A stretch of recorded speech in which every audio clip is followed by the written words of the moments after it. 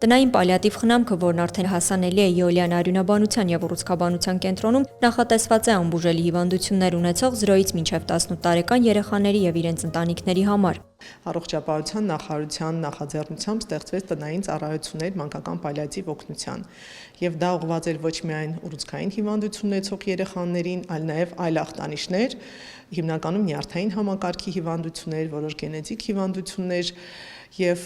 ոչ միայն Երևանում, այլ ընդգրկվել է նաեւ մարզերը, Երևանի կից մարզերը 30 կիլոմետր շարավղով։ Բաժանմունքի վարիչը ցավով նշեց, որ ծրագրի մեկնարկից ի վեր ամբողջ ընթացքում գրեթե չեն ունեցել ուղղորդումներ ընտանեկան բժիշկների կամ մանկաբույժների կողմից։ Մասնագետի խոսքով շատ դեպքերում ծնողներն իրենք են տեղեկանում ծառայության մասին եւ տեղեկությունը փոխանցում մեկը մյուսին։ Չնայած այն փաստին, որ ծրագրի մեկնարկից առաջ սպասարկման ողջ տարածքի համապատասխան օղակներում իրականացվել են իրազեկման արշավներ։ Տրվել է նրանց բոլոր այն գործիքները, որոնցով կարող են նրանք գնահատել այս երեխան արդյոք ունի պալիատիվ օգնության կարիք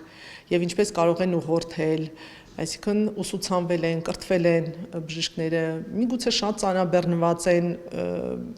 նաեւ դա կարող է դեր խաղալ, որ չեն կարողանում համապատասխան ուշադրություն դարձնել նման խնդիրներով երեխաներին եւ ուղղորդումները չի լինում, բայց դա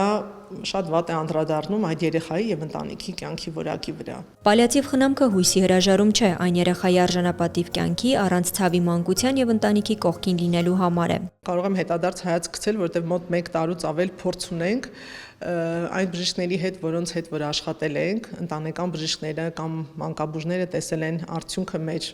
գործունեության, երբ որ երեխան ունենում է որոշակի առողջական խնդիր, հիմնական իր խնդրից դուրս սրացումներ, երբ որ մայրը դիմում է առաջնային օղակին, նրանք ասում են, որ լավ կլինի դիմեք այս պահին ավելի շատ պալիատիվ օգնության թիմին, որտեղ նրանց փորձը շատ ավելի շատ է, նրանց աջակցությունը այս պահին ավելի շատ կարող է լինել եւ կան ախտանիշներ, որոնց կառավարման համար կան որոշակի դեղամիջոցներ, որոնք որ անպայմանել չէ, որ դա տիրապետի առաջնային օղակի բժիշկը։ Մասնագիտական թիմն առաջին այցի ժամանակ ծանոթանալով երեխայի խնդրի հետ արդեն հասկանում է, թե ամսվա ընթացքում քանի այց է անհրաժեշտ։ Սովորաբար դա լինում է 1 կամ 2 պլանային, սակայն եթե երեխայի վիճակը ծանրանում է կամ իրավիճակը փոփոխվում է, ըստ անհրաժեշտության այցերի քանակը փոփոխվում է։ Մինչ այսօր, սկսած 2025 թվականից մոտ 69 երեխա ենք ընդգրկել, որոնցից 10-ը եղել են ուռուցքային հիվանդություններով, մնացածը ոչ ուռուցքային հիվանդություններով, օնկոլոգիական,